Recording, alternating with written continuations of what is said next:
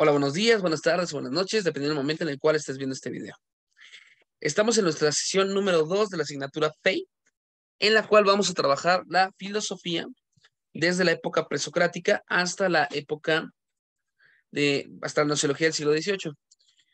En la sesión del día de hoy vamos a abordar desde los presocráticos hasta la Edad Media.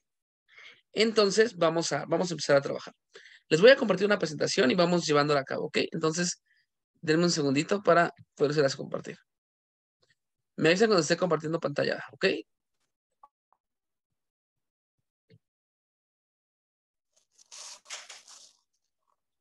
Ya, profesor, ya se ve. Buenas noches. Buenas noches, muchísimas gracias. Bueno, qué bueno que ya se ve. Entonces, vamos a empezar. Presentación con diapositivas desde el principio.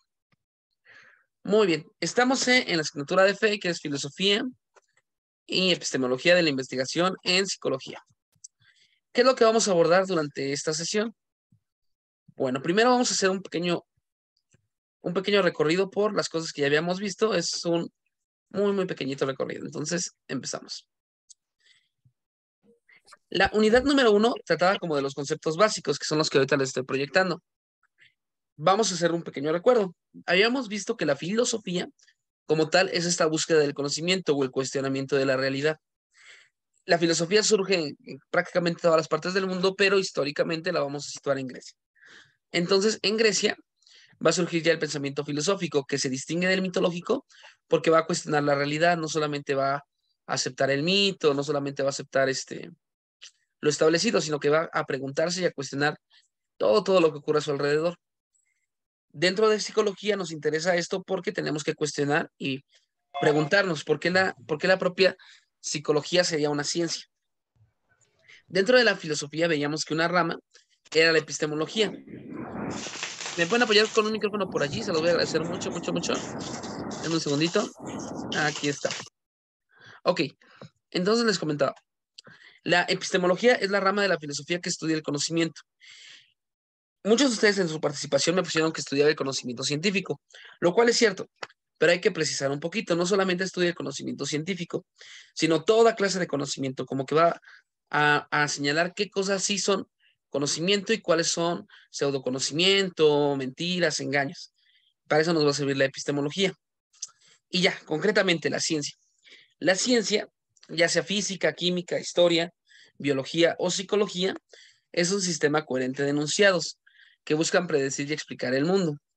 ¿Qué quiere decir esto? Que la ciencia es el conjunto de saberes que hemos desarrollado como humanidad y que nos permiten desempeñarnos en el mundo, podernos desenvolver.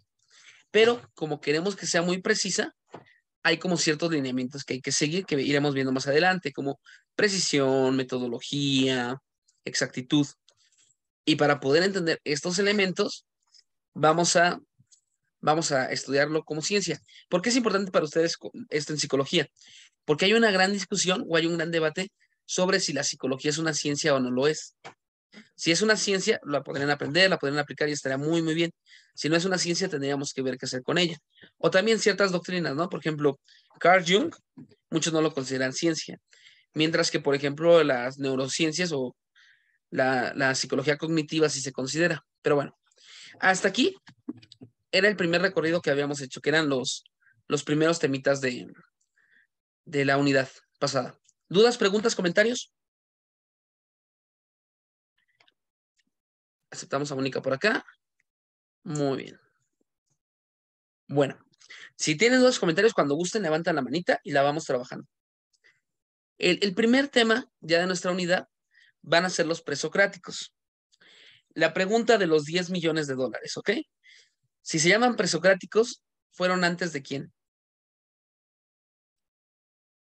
Sócrates. De Excelente, Daniel. Sócrates. Muy bien. Bien. Dinos, Carlos. Antes de Sócrates, profe. Perfecto, Carlos. Sí, los presocráticos van a ser antes de Sócrates.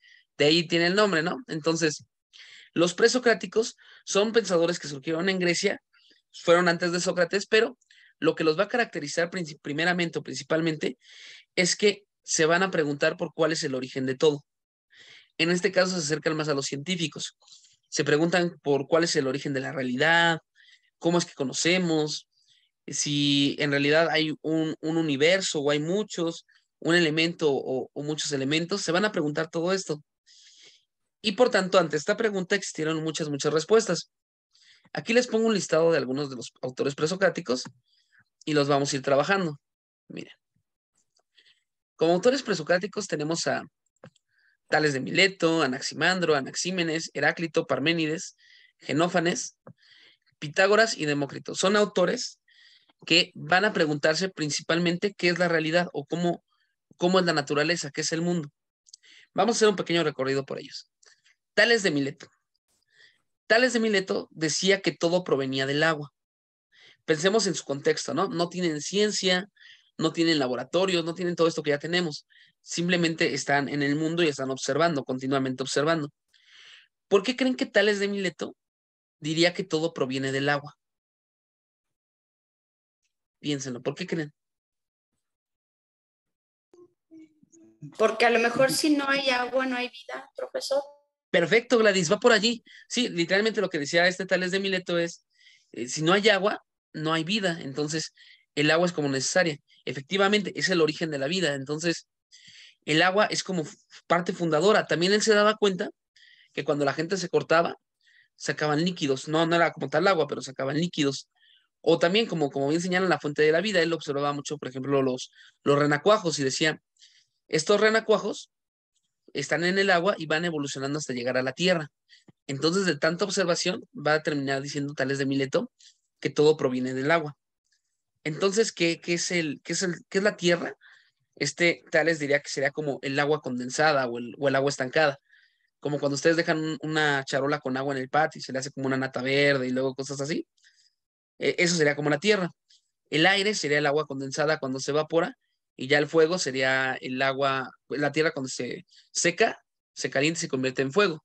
Pero todo va a terminar regresando al agua. Esto es súper importante. ¿Por qué? Porque antes de estos pensadores, cuando se preguntaban de dónde surgió el universo, decían, bueno, pues lo hizo Zeus, o lo hizo Gea, o lo hizo algún dios. Y el papel del hombre solamente era obedecer. Aquí con los filósofos presocráticos ya tenemos algo diferente. Ya tenemos que el ser humano puede conocer las causas de las cosas. Y si se pueden conocer las causas de las cosas, se pueden modificar, se pueden alterar. Entonces nos da más libertad en el mundo. Anaximandro es otro pensador. Él decía que todo provenía del apeirón. La palabra apeirón está un poco rara, no se preocupen. Nada más apeirón significa lo indefinido. ¿Por qué decía que todo venía de lo indefinido? Bueno, simplemente.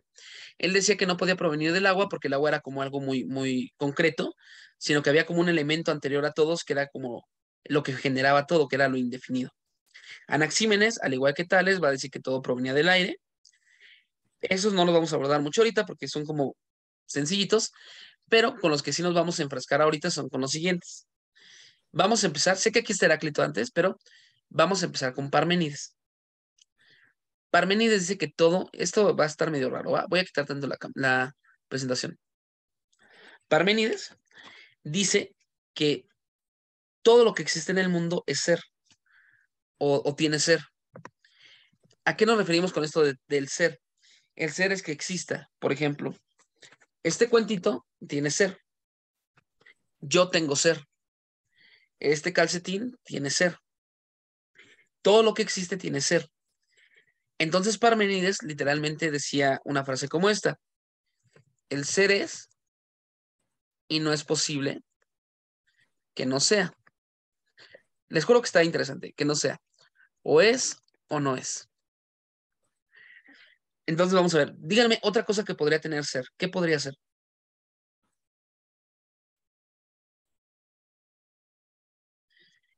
¿Qué cosas podrían tener ser? Bien. Prácticamente, miren, tengo a Johnny aquí en la sala de espera y no lo acepto. Prácticamente todo lo que existe tiene ser.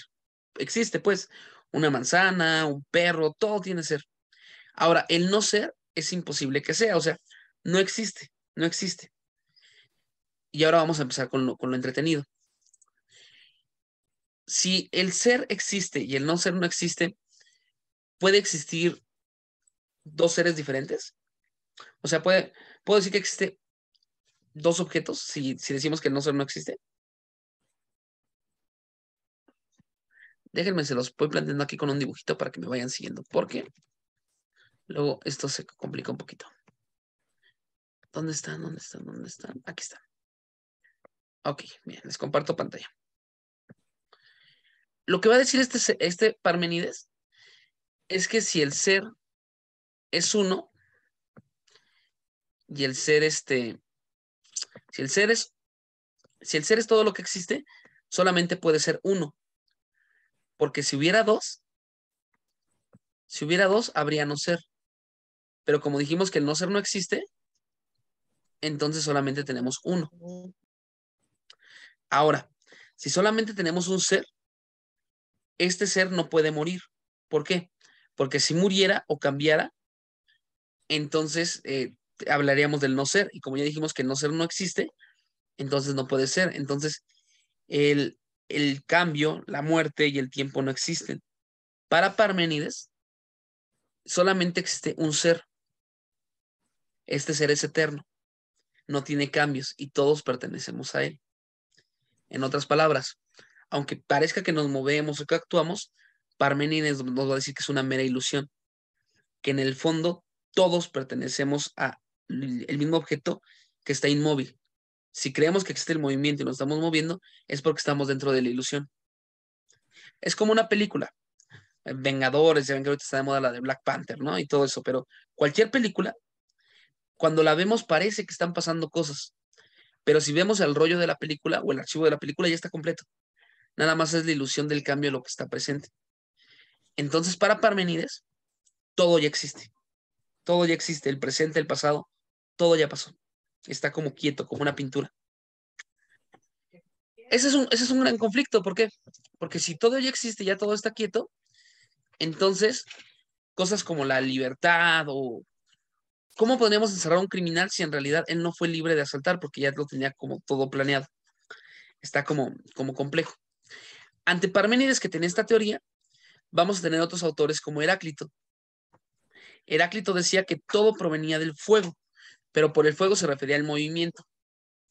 En cambio, que Parménides, que decía que todo estaba quieto y no se movía, Heráclito nos va a decir que todo es movimiento, todo cambia.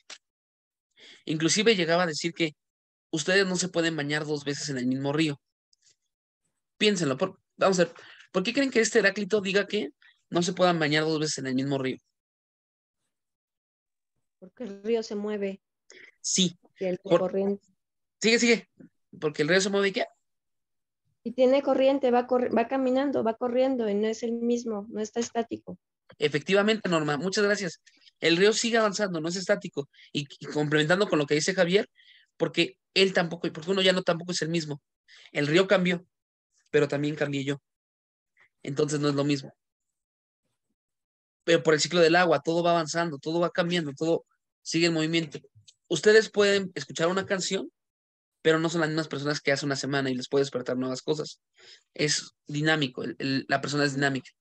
Entonces, para Heráclito, todo proviene de este cambio, de este movimiento. Bueno, Pitágoras, ahorita vamos con con Genófanes. Pitágoras decía que todo provenía de los números. Muy cercano a lo que ahorita dicen los programadores, ¿no? De que todo es como una ilusión creada por alguna máquina o algo así, pero lo que decían los pitagóricos es que la realidad de las cosas es el número. Y lo explicaba con la medida áurea. No sé si ustedes conocen o alguna vez han visto la medida áurea. ¿La conocen o no la han visto?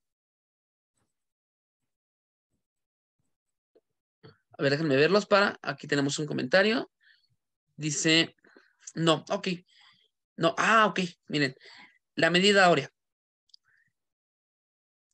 Se las voy a explicar para que la aprendan a calcular y después se las voy a mostrar ya en imagen. Para calcular la medida áurea se tiene que sumar los dos números anteriores en la cadena. Entonces empezamos con el 1.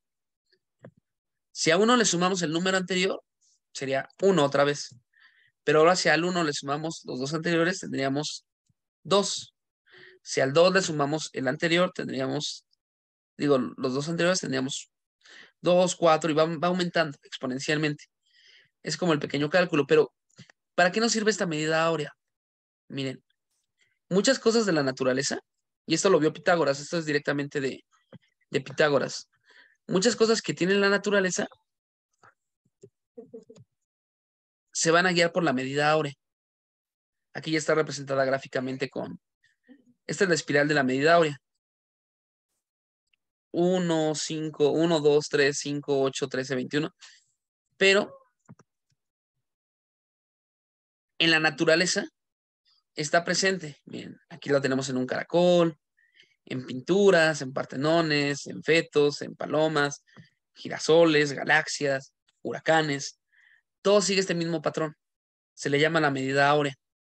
Pitágoras lo vio y lo que decía Pitágoras es más importante, que la materia son los números porque es lo que nos permite ver cómo es el universo. Ya dentro de psicología esto es importante porque hablamos de patrones que se repiten. No es que una persona esté loca, sino que hay ciertas enfermedades, ciertas patologías que se van repitiendo y las podemos como ir calculando o ir como prediciendo. Después después de Parménides y Pitágoras tenemos a Genófanes. Genófanes fue un pensador bastante interesante que él se cuestionaba mucho la existencia de los dioses mitológicos. Y lo que decía Genófanes ya concretamente era que si los caballos tuvieran manos, harían dioses si los caballos tuvieran manos, harían dioses con cabeza de caballo. Y si los toros tuvieran manos, harían dioses con cabeza de toro. ¿Por qué los dioses se parecen al ser humano? Lo que dice Genófanes no es porque Dios sea así, sino porque nosotros nos reflejamos en Dios. Entonces, las características que tienen los dioses son características del propio hombre. ¿Por qué actualmente Dios es blanco, con barba, cabello largo? Ah, bueno, porque representa la cultura anglosajona. Si ustedes revisan otros tipos de pinturas de Jesucristo, por ejemplo, en Japón, van a ver que en Japón tienen los ojos rasgados. O la Virgen de Guadalupe, que aquí es morena. Lo que dice Genófanes es que no es que los dioses sean así, sino que nosotros nos reflejamos en ellos. Entonces, como que lo va llevando a cabo. El último de los presocráticos, hay más. Pero el último que vamos a revisar se llama Demócrito.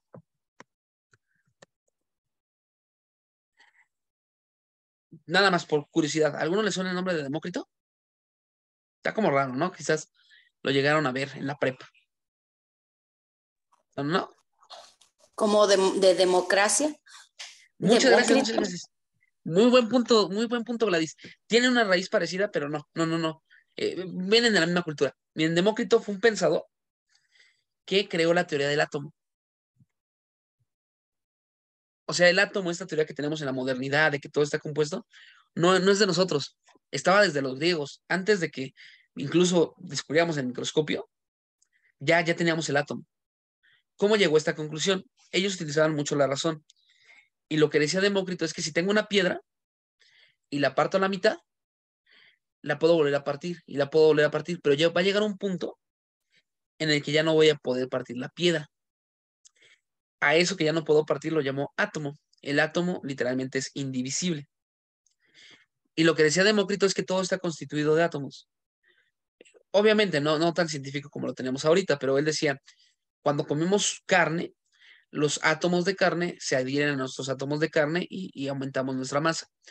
O hay ciertos pequeños átomos de cabello y se pegan a los átomos de cabello y nos crece el pelo. Va avanzando así. Lo interesante es que para Demócrito todos son átomos. No hay dioses.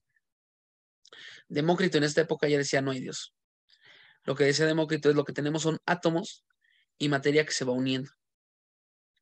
¿Por qué es importante para psicología? Porque ya tenemos nuestras dos grandes corrientes que vamos a ir trabajando.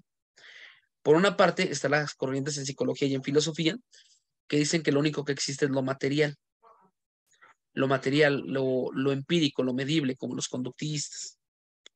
Y también vamos a tener otros pensadores que van a creer que sí existe lo inmaterial, el alma, la psique, el espíritu y demás. Pero bueno, hasta aquí vamos a dejar a los presocráticos, porque aunque son muy importantes, para nuestra investigación en psicología no nos van a aportar mucho. Lo que sí nos aportan es que empiezan con el pensamiento científico, se distancian de la mitología y todo esto. ¿Dudas, preguntas hasta aquí? ¿Me detengo tantito? Piénsenlo. Ok, Ya saben, me lo pueden escribir o pueden levantar la manita. Adelante. Dinos, Javier. Bueno, es que tengo una duda de Heráclito, me parece. Alguna vez leí el libro y es muy interesante, pero de Heráclito no he encontrado nada de libro. Ah, ok. Perdón, te escuché un poco cortado. ¿Bibliografía de Heráclito? Sí, ya sea como una bibliografía o algo que pudiese como leer. Claro que sí. Mira, Heráclito, lo que vamos a tener con todos los pensadores presocráticos es que casi no se conserva nada de ellos, está como muy fragmentado. Pero si quieren ya la literatura directamente de estos pensadores, la fuente más fidedigna actualmente en México se llama Los Presocráticos, Los Presocráticos, y es de un autor que se llama Vaca. Déjenme, ahorita danme un minutito, déjenme, se los consigo rápido para que ya se los puedan mandar el enlace de una vez. No me tardo nada. Obviamente se puede comprar en el Fondo de Cultura Económica, pero estamos a mitad de semana, entonces como que encontrarlo como que está un poco complicado. Ok. Aquí está, pero denme un segundito.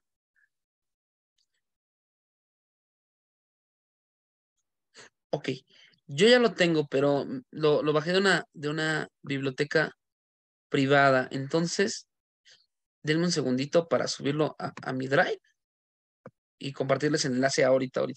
¿Por qué les digo que ahorita mismo? Porque si no lo hago ahorita, ya después se me olvida y no les comparto nada. Entonces, ya aquí está. No me tardo nada, ya casi lo tenemos.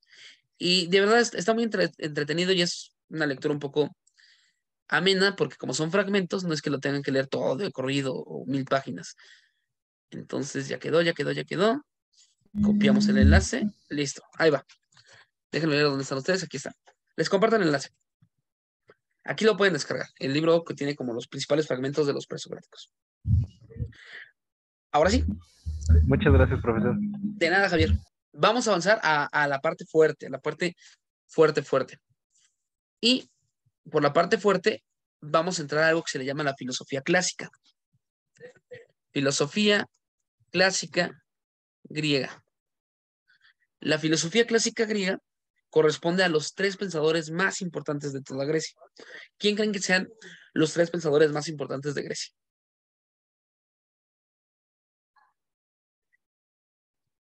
¿Quién podrá ser? Así los más famosos, los más famosos.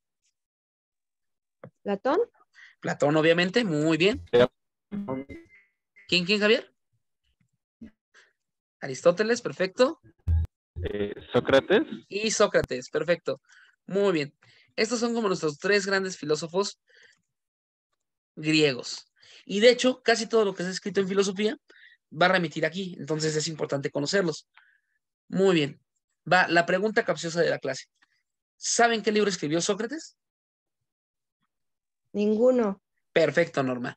Entonces regreso a la presentación ya con esa pregunta y lo vamos revisando. A ver. Acá está la presentación. Aquí está. Tenía un mensajito en el chat, déjenme revisarlo. Ni uno, perfecto. Después de la época de los presocráticos, vamos a llegar con la filosofía clásica griega.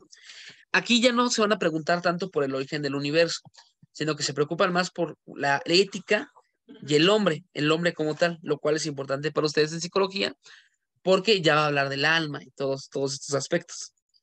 El primer pensador que tenemos se llama Sócrates. Sócrates literalmente no escribió nada. Todo lo que sabemos de él es por sus alumnos, principalmente por Platón, que es como el principal alumno.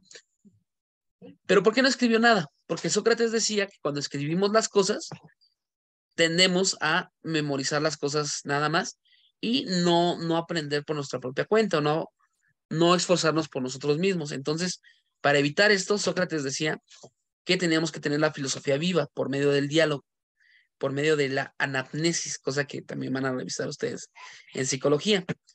Entonces, dentro de la anamnesis, Sócrates encontró como la forma de poderse exponer. Bien, el método de Sócrates se llamaba mayéutica. ¿Qué significa mayéutica? Mayéutica significa, bueno, es el acto de la partera, o es la partera. ¿Por qué? Porque lo que decía Sócrates es que Él era como una partera, en el sentido de que ayudaba a que otros dieran a luz ideas. Entonces él le preguntaba, él iba por toda Grecia preguntándole a las personas, ¿tú qué piensas sobre esto? ¿Tú qué piensas sobre el otro? Y va obteniendo conocimientos, pero por ayuda de los demás. Él ayuda a tener ideas. Algo similar a lo que hacen en psicología a través del diálogo. Ayudar a que la propia persona se conozca, un autoconocimiento. ¿Cuál es la frase más famosa de Sócrates? De esas populares que aparecen hasta en Facebook a cada rato con una imagen. Dinos, Javier. Pues la clásica, ¿no? De yo solo sé que no sé nada. Perfecto. Yo solo sé que no sé nada. ¿Qué significa esa frase? Está interesante, ¿no? Si alguien sabe qué significa, me puede apoyar en el chat, si no, yo sigo exponiendo. ¿Va? Entonces, Sócrates, en el oráculo de Delfos, le dice a una persona que Sócrates es el hombre más sabio de todo el mundo. Y cuando va a preguntar a Sócrates por qué considera que es el más sabio, Sócrates dice, yo no soy el más sabio. Y entonces le va a preguntar a todas las personas que conoce. Y entre todas las personas que conoce, se da cuenta que nadie sabe nada, pero creen saberlo. Entonces Sócrates llega a la conclusión y dice, yo soy el hombre más sabio de Grecia porque mínimo yo sé que no sé nada. Y ese es un gran consejo dentro de filosofía para ustedes, para mí, para todos. Si ustedes quieren aprender algo, si quieren conocer algo, tienen que reconocer que no lo saben. Porque al reconocer que no lo saben, van a tener la apertura o van a tener la entrada para poder empezar con el conocimiento. Bueno, vamos a parar aquí. Regresamos otra vez. Les digo, se va a cortar para dejar como terminando con Sócrates. Inmediatamente se vuelven a conectar, ¿ok? Entonces, bye.